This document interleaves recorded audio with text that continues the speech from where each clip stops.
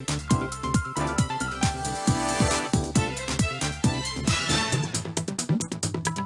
ఈ రోజు నాగర్ కర్నూలు జిల్లా ప్రధాన వార్తలు చూసినట్టయితే ఎగువ ప్రాంతాల్లో కురుస్తున్నటువంటి వర్షాలకు భద్రా నదితో పాటు ఇటు జూరాల నుంచి కూడా శ్రీశైలం జలాశయానికి క్రమేపీ వరద పెరుగుతుండడంతో సోమశీల పరిసర ప్రాంతాల్లో ఉన్నటువంటి సప్తనది సంగమేశ్వర ఆలయానికి కూడా వరద ప్రవాహం తాకిడి పెరిగిందని చెప్పవచ్చు. దీంతో ఆలయంలోకి వరద నీరు ప్రవేశించి లోపల ఉన్నటువంటి వేప శివలింగానికి కూడా వరద ప్రవాహం తాకడంతో అక్కడ ఉండేటువంటి అర్చక స్వాములు కృష్ణానదికి క్షీరసారెతో పాటు మంగళహారతి ఇచ్చి ప్రత్యేక పూజలు చేసినటువంటి పరిస్థితి కనిపించింది.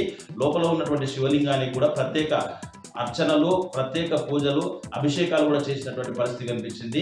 సంవత్సరాలతో పోల్చుకుంటే ఈ సంవత్సరం ముందుగానే వరద ప్రవాహం రావడంతో గుడి ముందుగానే మునగే అవకాశం ఉందని చెప్పేసి, జలాదివాసం అయ్యే అవకాశం ఉందని చెప్పేసి ఇటు శ్రీశైలంతో పాటు ఇటు తెలంగాణ, ఆంధ్రప్రదేశ్ నుంచి వచ్చే భక్తులంతా కూడా సప్తనది సంగమేశ్వర ఆలయానికి ప్రత్యేక పూజలు చేస్తూ ఉన్నారు.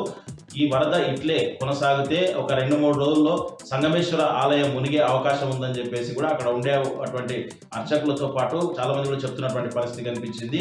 ఇప్పుడు శ్రీశైలం జలాశయానికి పెరుగుతున్నటువంటి వరద క్రమంలో గుడి మునిగితే మరొక 7-8 నెలల తర్వాత మళ్ళీ ఈ ఆలయం బయటికి తేలే అవకాశం ఉంటుందని చెప్పేసి ఇక్కడ ఉండేటువంటి ప్రత్యేకత అని చెప్పేసి కూడా భక్తులు చెప్తున్నటువంటి పరిస్థితి కనిపించింది. ఏదేమైనప్పటికీ గత సంవత్సరాలతో పోల్చుకుంటే ఈ సంవత్సరం ముందుగానే వర్షాలు కురవడం, కృష్ణానది పరివాహక ప్రాంతం అంతా కూడా వరద నీటితో ముందుగానే శ్రీశైల జలాశయానికి నీరు చేరుతుండడంతో ఇటు భక్తులు, రైతులు ఆనందం వ్యక్తం చేస్తున్నటువంటి పరిస్థితి అయితే కనిపిస్తూ ఉంది.